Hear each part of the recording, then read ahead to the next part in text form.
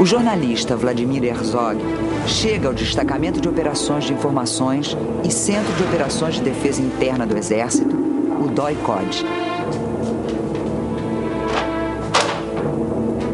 Intimado, ele será interrogado pelos agentes da repressão do governo militar. Eles não queriam matá-lo, né? Imaginamos nós. No DOI-COD estão presos 10 jornalistas. Quem comanda a ação é Pedro Antônio Mira Grancieri, conhecido como Capitão Ramiro. Alguém pode explicar para ele como é que funciona o esquema aqui dentro? Não adianta resistir. Eles estão sabendo de tudo. Eu só não apanhei porque eu resolvi falar. É melhor você colaborar com eles, Vlado. Eles já sabem que nós somos jornalistas do PCB. Já sabem das nossas reuniões. Eles têm o nome de todo mundo. Não sei do que vocês estão falando. Eu não participei de reunião nenhuma. Eu não conheço ninguém do Partido Comunista. Com licença, senhores. Sai. Eu tentei te ajudar, mas você é muito teimoso. A gente vai ajudar você a refrescar um pouco a sua memória. Herzog começa a ser torturado. Horas depois, ele está morto. À noite, o segundo exército divulga uma nota onde afirma que Herzog se matou. As fotos mostram o jornalista enforcado, de joelhos. Uma posição muito pouco provável para um suicida. Como se nós fôssemos um bando de imbecis, que não tivéssemos a capacidade, pelas fotografias, de distinguir um assassinato de um suicídio.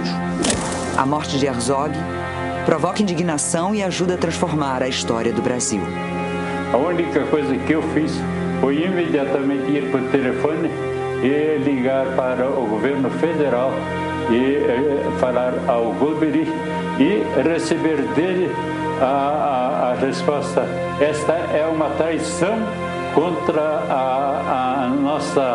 o nosso esforço de passar para uma democracia. E o que aconteceu com o Vladimir Herzog, que é o retrato de uma época, a sociedade de hoje tem que conhecer e, principalmente, não permitir que jamais isso volte a acontecer. Nós todos pagamos um preço muito alto por causa do silêncio, por causa da neutralidade, por causa da passividade. Eu acho que é preciso lembrar Vladimir Herzog e principalmente lembrar a lição. A lição é manter o nosso inconformismo e salvar muitas outras vidas humanas.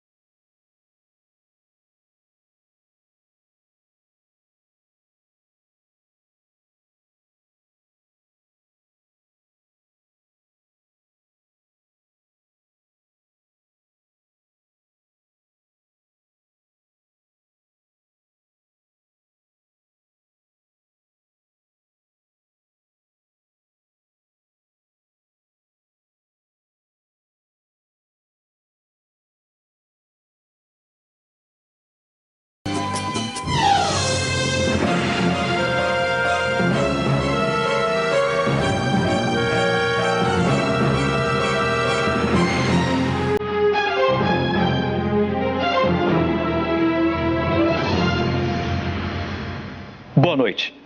O Linha Direta Justiça continua a série jornalística sobre os crimes que marcaram o país. Hoje você vai conhecer a história de Vladimir Herzog, um imigrante iugoslavo que chegou ao Brasil ainda menino, trazido pelos pais. Aqui Herzog se tornou um respeitado jornalista até morrer torturado em 1975, nos porões da ditadura militar brasileira. Na Europa, Herzog já tinha sobrevivido aos horrores do nazismo durante a ditadura de Adolf Hitler. A Iugoslávia é invadida pela Alemanha. Herzog tem 5 anos quando a mãe dele, Zora, precisa subornar um soldado alemão para fugir da Iugoslávia. Ela, o marido e o filho são judeus e tentam escapar da perseguição nazista. Zoro, ti si htjela sav naš novac ovom Nemcu. On će nas prevesti preko granice. A família Herzog é abandonada num hotel e obrigada a atravessar a pé a fronteira com a Itália. Durante 4 anos, eles vivem escondidos numa pequena cidade do interior. Todos os parentes de Herzog que ficam na Iugoslávia morrem nos campos de extermínio de judeus. Em função de tudo isso, ele era extremamente contra qualquer tipo de estado ditatorial, né? O negócio participou da vida dele desde que era pequeno, né? Qualquer tipo de repressão. Znate u filmu Brazilu također ima rat? Ne, Vlado, ona divna zemlja. Znači da nikad više neće sve. Zgodno, mama? Ne, nikada više. 1959. Herzog troca de nome. De Vlado passa a se chamar Vladimir. Ele naturaliza-se brasileiro, faz faculdade de filosofia e começa a trabalhar como repórter no jornal O Estado de São Paulo. E como é que você conheceu o Vlado? Na universidade, na USP, né? Você estuda aqui na universidade? Faço licenciatura e pós-graduação, e você? Eu estudo sociologia. Que coincidência. Estava mesmo precisando de uma socióloga. Um trabalho de campo. É mesmo? Qual é o trabalho? Estudar uma colônia de liliputianos que vivem lá nas estantes do meu apartamento. Está interessada? Prazer. Vladimir Herzog. Clarice. Em fevereiro de 1964, Clarice e Herzog se casam. 45 dias depois, os militares dão um golpe de Estado e assumem o poder. No novo governo, a imprensa começa a ser censurada. Adivinha, Vlad? Quer saber? Isso é um absurdo, as pessoas precisam saber do que está acontecendo. Eu também acho. Mas tem gente graúda aí que não concorda. Aliás, não concorda com os ministros que acham que certas notícias são interesses comunistas, entendeu? Por favor, vamos trabalhar.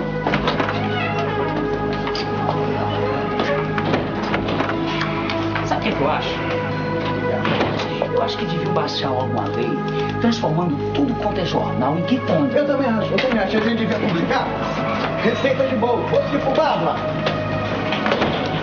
No exercício da nossa profissão, nós evidentemente manifestávamos o nosso repúdio à ditadura, mas éramos criaturas bem intencionadas, mas eu diria hoje inofensivas.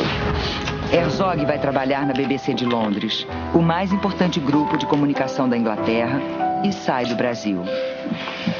Em Londres, nascem os 2 filhos do casal, Ivo e André. Mas Herzog não suporta o exílio voluntário por muito tempo.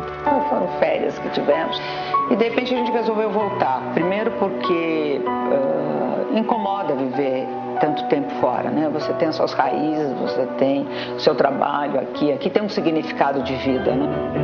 Herzog está pronto para voltar ao Brasil quando é decretado o Ato Institucional número 5, o AI-5.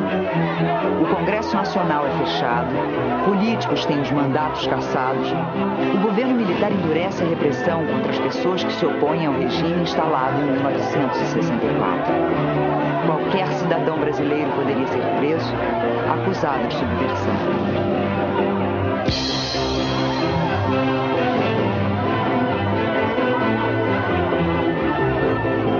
Ficamos 15 dias, sabe o que íamos fazer. E a decisão final foi voltar.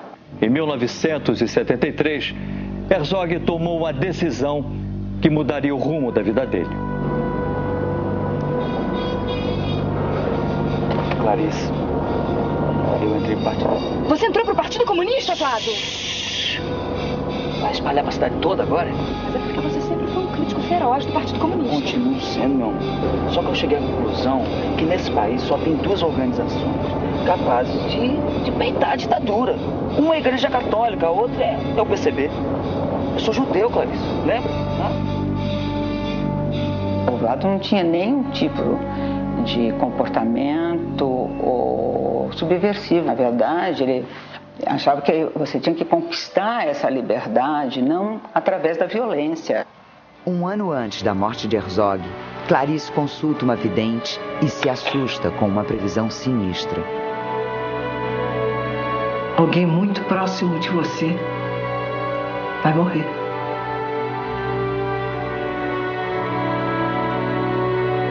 Eu acho que é o seu marido. Eu fiquei preocupadíssima, tive muita dificuldade de falar com ele. E demorei para falar com ele, porque eu não acreditava em nada disso. Início de 1975, Herzog volta a trabalhar em jornal e passa a dar aulas na universidade. Ele também se dedica a outra grande paixão, o cinema. Tornar o cinema acessível a um público maior, eu acho que compensa o prejuízo estético. Enquanto isso, a população como um todo seria mais beneficiada. No segundo semestre de 1975, Herzog é escolhido para assumir a direção de jornalismo da TV Cultura de São Paulo. Dos currículos que eu recebi, de longe o do Vlado era o melhor. Ele era um jornalista muito competente e muito atento ao que fazia. Ele assumiu e começaram as pressões em cima. O Luiz Reis, do Sindicato de Jornalistas, foi pedir a cabeça dele. Eu não me conformo com a demissão do Luiz. Como é que eu posso continuar sendo o diretor de um telejornal depois disso? Com que cara eu vou olhar para essas pessoas aí fora? Com que cara eu vou olhar para os meus filhos? Você tinha escolha? Isso não me serve de consolo, não, tá? Isso não me serve de consolo. A campanha que acusava a cultura de ser um antro de comunistas era pública e notória. Você leu hoje o artigo? Paulo, do Cláudio Marques. Escuta só. O deputado tem razão quando classifica como inconcebível a posição dos profissionais da TV Cultura, que ao invés de promover as ações do governo que paga os seus salários, se empenham em veicular programas com conteúdos marxistas-leninistas. Naquele momento existiam duas forças antagônicas no governo militar brasileiro. De um lado, militares mais liberais que acreditavam numa abertura lenta e gradual até que os civis voltassem ao poder.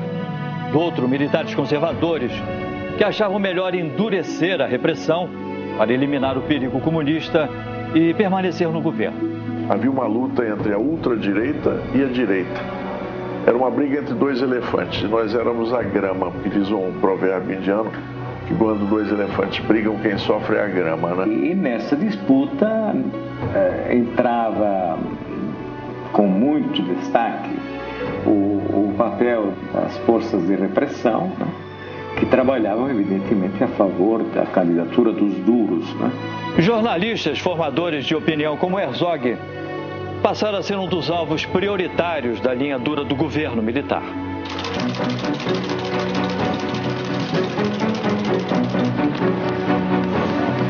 O jornalista Sérgio Gomes, membro do PCB, é preso no Rio de Janeiro com o amigo Valdir Quadros. Se colocaram num carro e o Valdir no outro. E já a partir daí já começaram as barbaridades. O jornalista Frederico Pessoa Filho também é preso em São Paulo, na editora onde trabalha. Disseram ao diretor que estavam me convidando a comparecer à sede do 2º Exército. Eu acho que isso me salvou, porque a intenção original deles era me levar para um outro lugar e não para o doicode. Na mesma semana, o jornalista José Vidal Pola Galé, da Folha de São Paulo, é chamado na portaria e cai numa armadilha. Prepara a sala de cirurgia que a gente já está chegando com o paciente. Me colocaram no jornal na cara e me jogaram dentro da veraneia. E daí até o doicode. Dias depois é a vez de Paulo Marcum. Ele e a mulher, a jornalista Adileia Frati, são presos pelos agentes do DOI-CODE. Fui levado para uma sala, a Adileia para a sala do lado. Eles começaram a aplicar choques elétricos nela. Também tomei alguns choques ali e achei que não era suportável aquela situação, que não tinha o direito de submeter uma outra pessoa à violência que certamente eles seriam capazes de fazer em nome de algum tipo de atitude heróica e inconsequente, porque nada modificaria o panorama. Nas sessões de tortura, os agentes do DOI-CODE foram obtendo dos presos nomes de outros jornalistas acusados de pertencer ao Partido Comunista. Entre eles estava o de Vladimir Herzog. Paulo Marcum foi um dos que se viu obrigado a revelar o nome de companheiros. Em entrevista ao Linha Direta Justiça, ele contou como tudo aconteceu. Nas circunstâncias em que aquelas pessoas que haviam passado pelo que eu passei e por muito mais, porque outros foram muito mais torturados do que eu, não há muita alternativa. Existe uma alternativa que é a alternativa de você resistir até a morte. Nem todas essas pessoas conseguem chegar nesse limite. Eu nem cheguei perto disso, felizmente. Você não tem o direito de dizer, né, você não podia ter aberto. Porque no momento em que a gente individualiza a responsabilidade do sujeito por ter falado num determinado momento, né, por não ter aguentado aquela situação terrível, você começa a culpabilizar o indivíduo. Você responsabiliza o indivíduo por uma situação que é produzida pela repressão, que foi produzida pela ditadura.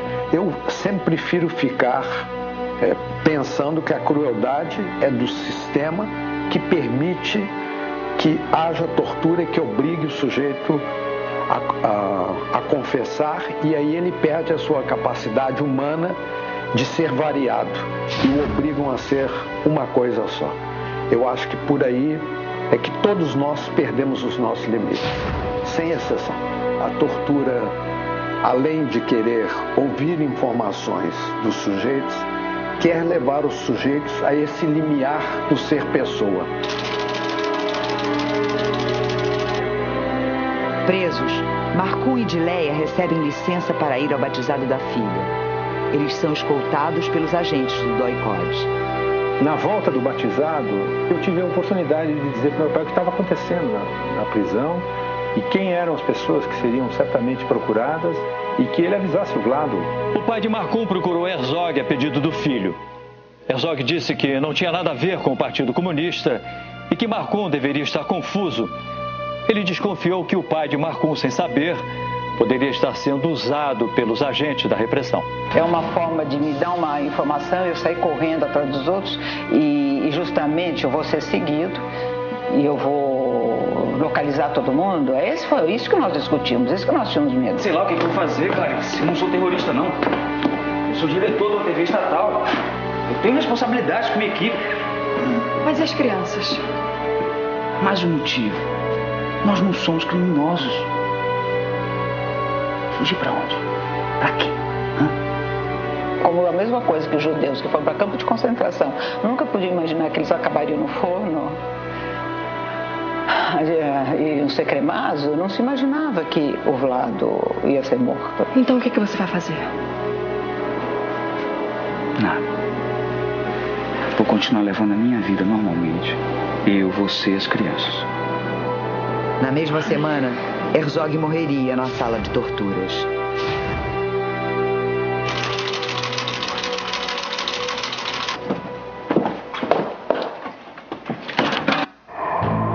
Boa tarde. Boa tarde. É aqui que mora o Vladimir Herzog? É sim, por quê? É que nós queríamos que ele fotografasse um casamento. Ele não é fotógrafo. Não faz esse tipo de serviço. Mesmo assim, a gente gostaria de falar com ele. Ele não está em casa agora. Está na TV Cultura trabalhando. Onde é que fica a TV Cultura? Eu sei chegar até lá, mas não sei o endereço certo. Sei.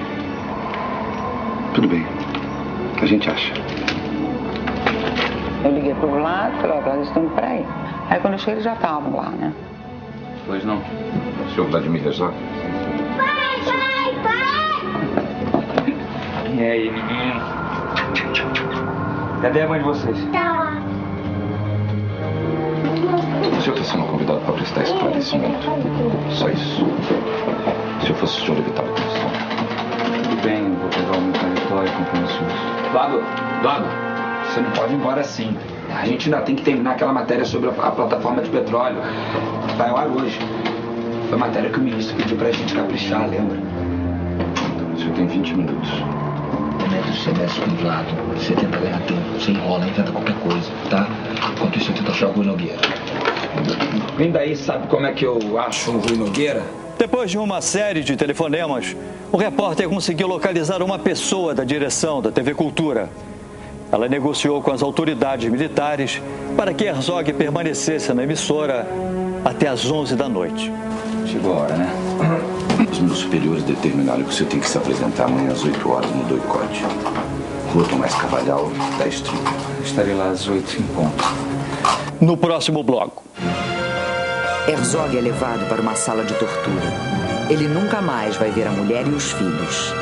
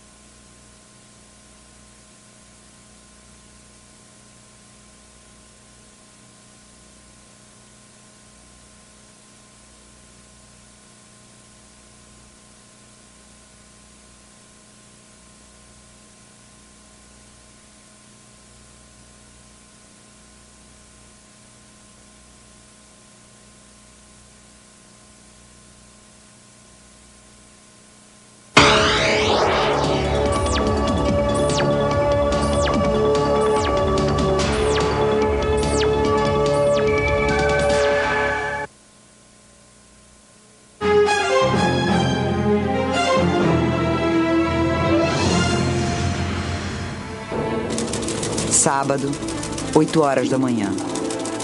Herzog chega ao Doicode, onde estão presos 10 jornalistas, entre eles Rodolfo Konder e Jorge Duque Estrada.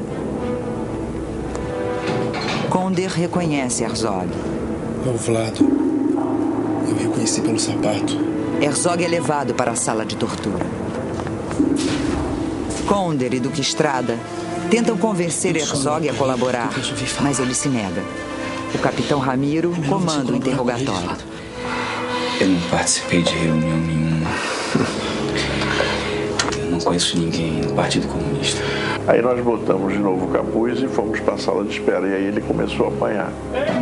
O capitão Ramiro quer saber qual é o envolvimento de Herzog com o Partido Comunista. É uma maneira de quebrar você, de humilhar e ao mesmo tempo de implantar em você a semente do medo. E eu estava na sala ao lado e ouvia tudo que se passava lá. Tanto assim que lá pelas tantas, quando o sujeito saiu da sala da tortura, aumentou o volume do rádio, supostamente para disfarçar a gritaria. Herzog continua a ser torturado com choques elétricos.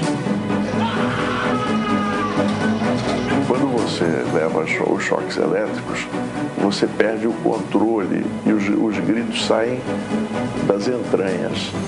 Entende? Você, inclusive, você perde o controle até da fisiologia, né? E, entende? É uma coisa humilhante. Konder é levado novamente até a sala de tortura. Herzog escreve uma confissão. Ele está com uma dúvida. Está precisando da sua ajuda. Cara de cabeça grisalha que ia nas reuniões. Aí eu percebi que era o Argileu, mas o nome do Argileu ainda não tinha aparecido, e ali é um jogo de gato e rato, né?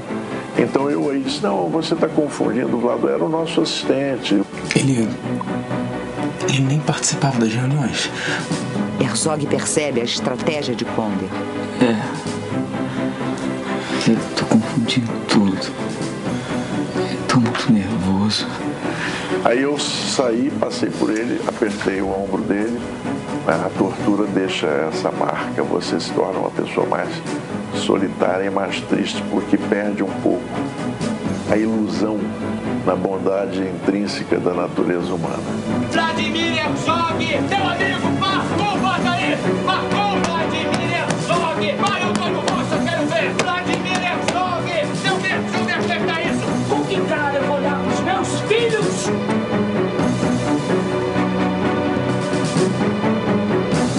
Com que cara eu vou olhar pros meus filhos? Assim. Aí. Vladimir Herzog. Vladimir Herzog é o meu nome. Herzog se rebela e rasga a confissão, onde admite que pertence ao Partido Comunista. Irritados, os torturadores perdem o controle. Ele teve um momento de indignação, ele era uma pessoa muito ética. E depois os gritos ficaram abafados, porque eles botaram certamente um pano, né, na boca para reduzir o som. Minutos depois, o silêncio. O corpo de Herzog é levado para outra sala, no prédio do DOI-CODE. À noite, o segundo exército divulga uma nota onde afirma que o jornalista Vladimir Herzog se matou. Com a morte do Vladimir Herzog, ficou a nítida versão oficial de que havia mesmo prisão, morte, tortura, propiciada pelo próprio governo militar. Início da noite de sábado, Clarice recebe a visita dos diretores da TV Cultura com a notícia da morte do marido. As coisas se complicaram. Mataram o Vlado. Mataram o Vlado. Mataram o Vlado. Mataram o Vlado. Mataram o Vlado. Mataram o Vlado. Eles mataram o Vlado. Eles mataram o Vlado. Chega a hora de dar a notícia para a dona Zora, mãe de Herzog. Clarice, o que aconteceu? Mataram o Vlado! Eu sabia! Mataram meu filho! Vlado! Mataram o Vlado, meu filho! Vlado! Aí eu fui lá, quando ela me viu, ela já começou a berrar, já sabia o que era, né? Mas foi duro, nossa, foi duro. Aos filhos, Clarice conta que o pai sofreu um acidente. Do filhote. A mamãe tem uma coisa muito triste pra contar pra vocês. O papai morreu. E eu contei essa versão assim no primeiro momento, mas ela não aguentou, porque a televisão começou a dar suicídio. E eu lembro que o Ivo um dia pra mim falou assim: quem que matou o papai afinal? O Estado, o governo? Quem matou o papai? O Brasil matou o papai. Aí o pai do papai vai decretar guerra, vai ter guerra entre o país do papai e o Brasil. Quer dizer, uma coisa, porque para uma criança, uma coisa. Alguns jornalistas presos são libertados para irem ao enterro de Herzog. O comando do DOI-CODE quer mostrar que ninguém é torturado nas dependências do órgão. O senhor pode ir para casa, ou melhor, para o enterro do Herzog. Mas depois volta aqui. Nós fomos convocados para sairmos e irmos ao cemitério e mostrar que nós não estávamos feridos, não estávamos destruídos nem nada. No hospital Albert Einstein, Clarice vê o corpo do marido pela última vez. O corpo de Herzog foi levado para o cemitério israelita do Butantã para ser preparado para o enterro de acordo com o ritual judaico. Mas ele não poderia ser enterrado normalmente. Mas esse homem não se suicidou. Ele foi torturado até morrer. De acordo com a lei judaica, um suicida tem que ser enterrado na periferia do cemitério judaico, porque é uma forma visível de condenar o pecado. Quando fiquei sabendo os detalhes, eu dei uma ordem que Vladimir Herzog deve ser enterrado no meio do Campo Santo, com toda a dignidade que ele merecia, como judeu, como brasileiro, como ser humano.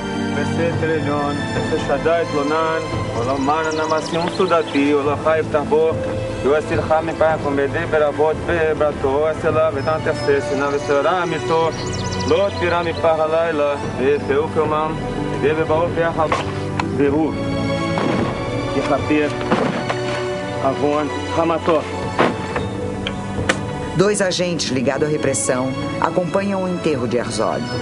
Eles tentam apressar a cerimônia. Ferra logo! Pega a pala! Clarice se desespera. Para! Que vocês respeitam os vivos, eu não sabia! Mas respeitem pelo menos os mortos! A mãe dele ainda não chegou! Vocês já mataram meu marido! Agora querem que eu enterre ele sempre desse tamanho! Seus canalhas! Canalhas! Canalhas!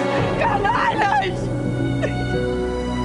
Perdi aí um pouco a compostura, que eu sempre tentei manter muito, sob controle, porque as crianças que eram muito pequenas, né? Nunca falei pra ninguém isso aí, mas realmente durava vários anos. Eu achava que um dia ele ia aparecer.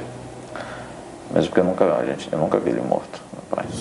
O caixão estava fechado pela própria tradição judaica.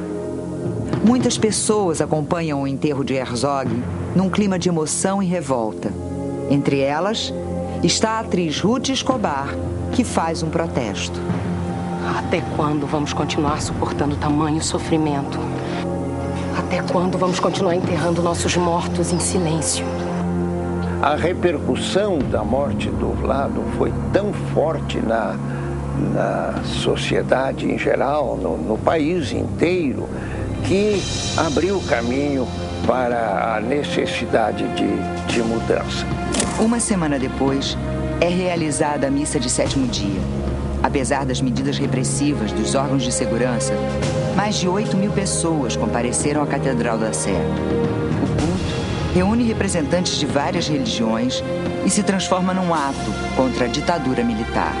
Dom Helder Câmara, e ele disse aos meus ouvidos: Dom Paulo, meu amigo, meu irmão, agora a revolução acabou, porque o povo inteiro está contra ela e ninguém se aguenta contra o povo todo unido. As figuras importantes, sobretudo Dom Paulo.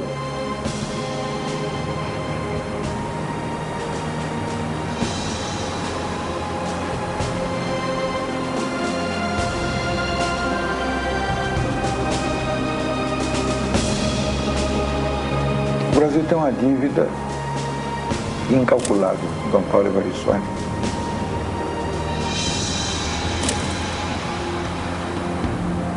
Essa força serena, essa capacidade que ele teve aqui, exatamente no epicentro das coisas em São Paulo, ser cardeal de São Paulo num momento como esse, em que ele teve a coragem de juntar as pontas soltas. 3 meses depois da morte de Herzog, o metalúrgico Manuel Fiel Filho foi morto no DOI-CODE nas mesmas circunstâncias de Herzog. Os militares não foram nada originais e divulgaram que o operário tinha se matado com as próprias meias. Segundo o jornalista Hélio Gasperi, a ditadura adotou o suicídio como explicação para 39 mortes de presos políticos e independências militares. Coincidentemente, segundo a versão oficial, 19 desses supostos suicidas se mataram por enforcamento. A morte de Herzog e Manuel Fiel Filho, num curto espaço de tempo, irritou o presidente Ernesto Geisel. Ele afastou o comandante do 2º Exército, Edinardo Dávila, e escolheu para seu lugar o general Dilermando Monteiro. Anos depois, numa entrevista ao historiador Ronaldo Costa Couto, Geisel admitiu a prática de tortura nos quartéis do Exército Brasileiro. Contrariamente à minha orientação, ali a repressão estava se exercendo de uma maneira absurda, estúpida. Extraordinária. Com o enforcamento de 2 prisioneiros. É do Herzog e é de operário, né? Eu posso afirmar, mas aquilo foi uma verdadeira assassinato. A viúva Clarice Herzog queria processar o Estado. Uma difícil e arriscada atitude naquele momento do país. Mesmo assim, o advogado Sérgio Bermudes propôs uma ação civil para que o Estado brasileiro fosse responsabilizado pela tortura e morte de Vladimir Herzog. Ela é um marco na evolução do Estado brasileiro, no sentido da consolidação de um regime democrático, de uma prática democrática em que ninguém seja torturado, nem sofra por causa das suas ideias. Propusemos uma ação para a declaração da responsabilidade da União pela prisão ilegal, pelas torturas e pela morte de Vladimir Herzog. Em 1977, Sérgio Bermudes solicita ao juiz que envie uma petição ao Segundo Exército para que o sargento Grancieri, responsável pela tortura de Herzog, seja ouvido. A resposta foi que o oficial estava numa missão tão secreta que não poderia ser localizado. O homem apontado como coordenador da sessão de tortura no dia da morte de Vladimir Herzog foi Pedro Antônio Mira Grancieri, conhecido como Capitão Ramiro, um policial civil de São Paulo, cedido ao DOI-CODE. Segundo a Polícia Civil, Grancieri morreu em 1998, aos 62 anos, como delegado aposentado. 6 anos antes de morrer, Grancieri deu uma entrevista à revista Isto É, Senhor, na qual contou detalhes do dia em que Herzog morreu. Grancieri não demonstrou arrependimento em relação aos métodos de tortura utilizados pelo Exército para interrogar supostos comunistas. Na entrevista, ele disse a seguinte frase: "Se fosse preciso, eu faria tudo novamente." Fui o único policial que interrogou Vladimir Herzog no DOI-CODE. Ninguém está mais forte, diretamente envolvido na morte de Herzog do que eu. Herzog não era terrorista, era um ideólogo. Um dos melhores métodos de interrogatório é não deixar a pessoa dormir. Estressá-la o tempo todo, assim ela perde a defesa. Dessa parte, eu sou muito bom nisso. Eu não temo nada. Existe a lei da anistia que zerou tudo. Herzog escreveu do próprio punho uma declaração. Depois se arrependeu e rasgou. Quando acabou o interrogatório, eu saí para almoçar. Herzog ficou sozinho. Quando eu voltei, ele tinha se suicidado. O bilhete estava rasgado, eu mesmo colei. Hoje, as Forças Armadas dizem que Grancieri nunca existiu. O general Ednardo Dávila, comandante do Segundo Exército na época da morte de Herzog, morreu em 1982.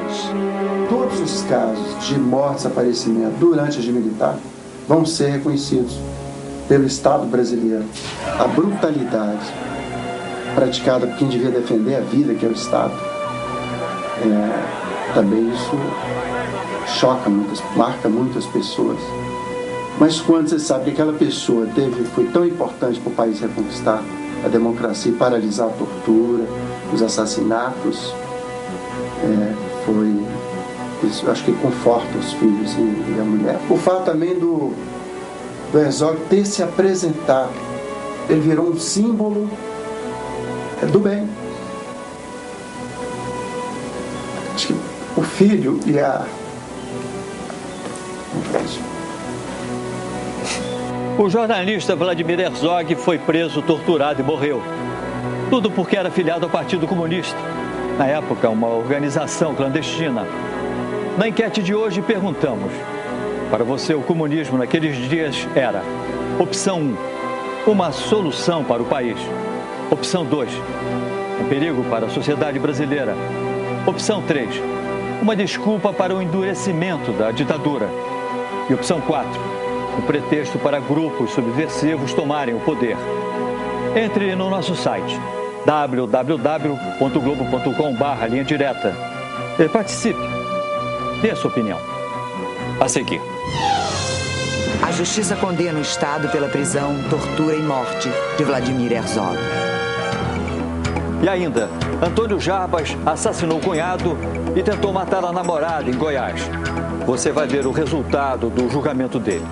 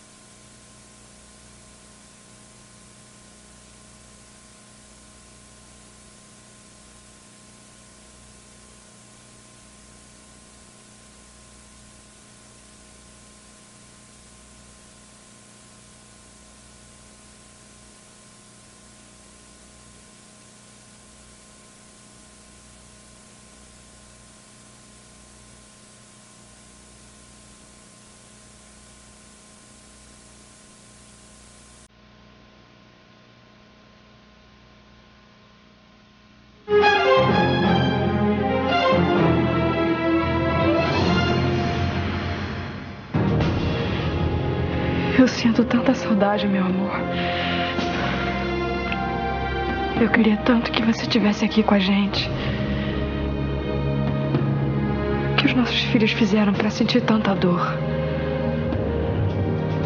Nenhuma criança do mundo merecia perder um pai tão carinhoso. Dessa forma tão brutal, tão desumana. Eu sempre penso assim, foi um pedacinho do pai deles aí, né? No desenvolvimento deles, né? Emocional, cultural, né? Intelectual, né? O Vlado tinha muito para dar para eles. E como seria, né? Quer dizer, eu gostaria de ter visto meus filhos serem criados pelo Vlado, ter um Vlado do lado deles. Eu acho que a maior perda acho que é. Em 1978, o juiz da 7ª Vara da Justiça Federal de São Paulo, Márcio Moraes, deu sentença favorável a Clarice, condenando o Estado. O governo militar temia que um juiz que estava no final de carreira e para se aposentar compulsoriamente, tivesse muito mais liberdade de condenar a União do que eu, um juiz novo e início da carreira. Por que o senhor assumiu esse risco?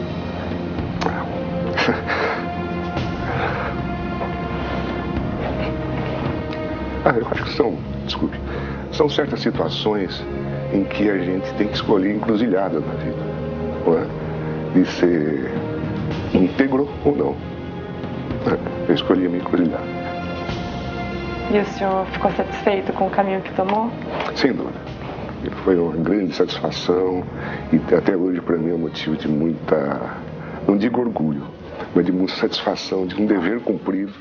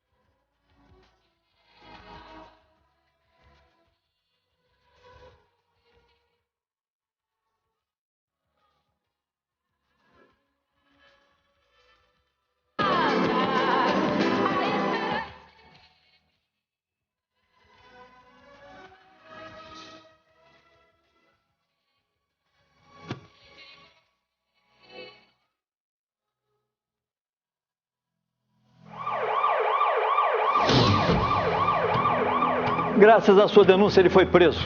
Agora, um ano depois, Antônio Jarbas Pereira foi condenado a 30 anos de prisão porque assassinou o cunhado e tentou matar a namorada.